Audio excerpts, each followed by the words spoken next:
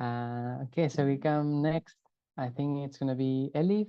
Yeah, there you are. So if you wanna share with us your experiment about democratic education, looking forward to hearing. Sure, thank you very much. I hope you can hear me well. I will suggest you to use a timer so that we don't waste the time. I don't know how much time we have left, but if that's okay, like I'm going to start 5 minute time, maybe. Sure, I Oh, can let you know when you have 1 minute left or so. I have a timer. Oh Ah, yeah, you cool, have cool. already used one. Okay, cool. All right. Hello everyone. You may know me, but I want to introduce myself first. My name is Elif. I'm an English language teacher here in Turkey, in Anatolia, in central Turkey. So far, I have taught kids whose ages range from 6 to 17, and I recently worked at a private school. Today, I'm here to present you the learning journey from my own perspective. I will not try to repeat myself, as you may have read and witnessed most of what I've done in the digital magazine. So, in this presentation, I will be focusing on the driving forces that led me to join this expedition and briefly speculate on what is waiting for me in the future. So just before we began our expedition in January 2024, I remember joining another event under the roof of Evolving Education.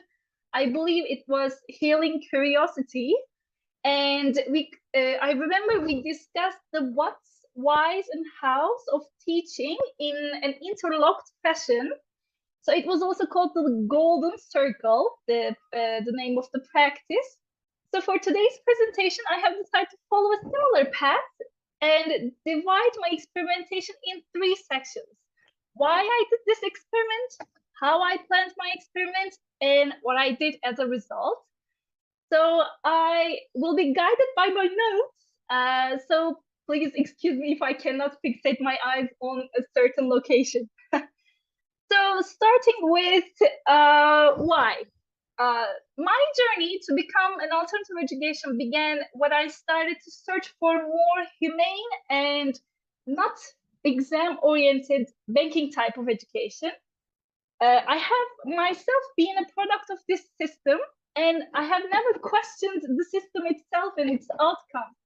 However, the tables have turned, and I chose teaching as a profession. That's when I came across some non-governmental organizations that are working for creating safer and more peaceful school environments here in Turkey. I studied them as much as I could, yet there was, I thought, one big obstacle that was hard to reach.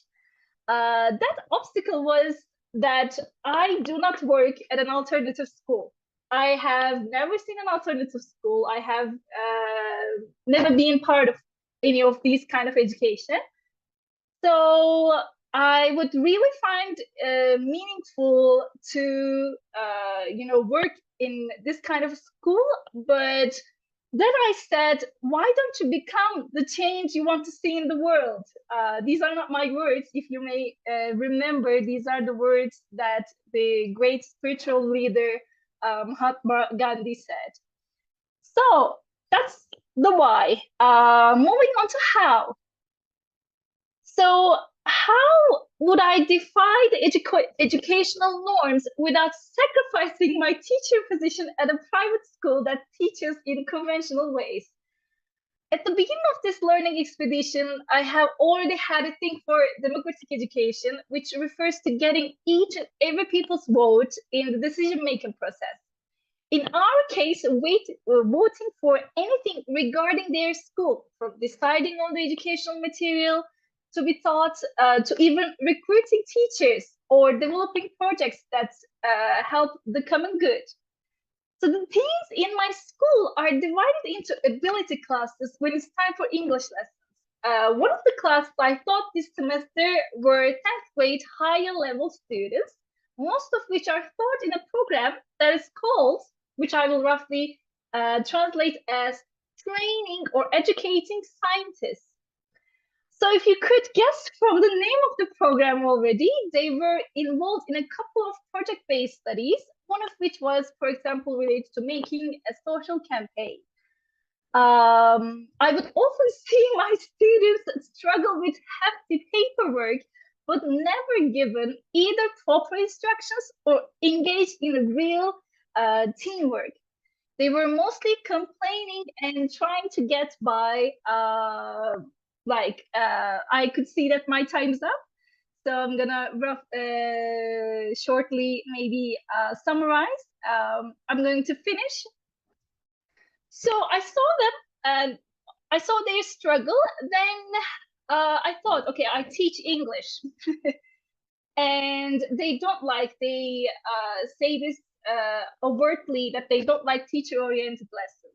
So I suggested my students to hold weekly meetings, sitting in a circle, seeing each other's faces, and having some freedom to develop something unique to themselves. And what I did was to have this experiment for 5 weeks. I held it for 5 weeks. It didn't always work out as I was expecting. You may read it in the magazine. I had ups and downs.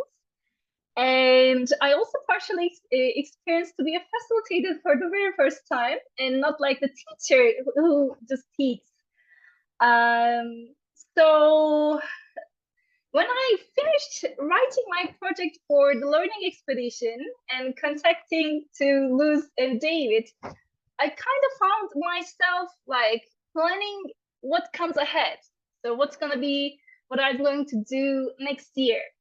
So some of the things I want to do in the next year is that something that is suggested by a dear fellow teacher of mine, to have a visible jar to collect like the things I do every day, writing them and having a certain set of goal to collect them in a jar and just seeing it every time and kind of empowering myself to, to see that I am doing something and I am powerful. I can do it. You don't have to work in an alternative environment. You can do it even in a conventional school. So in the next years, I hopefully hold more like student meetings, take part in like the monthly or semester meetings that we have, which with the class representatives and etc. So these are some of the things I plan to do. So what I learned in the end is that I am the only obstacle. There are no obstacles apart from like the system and the school itself. And I am kindly glad to be surrounded by all these change makers who have presented their solutions.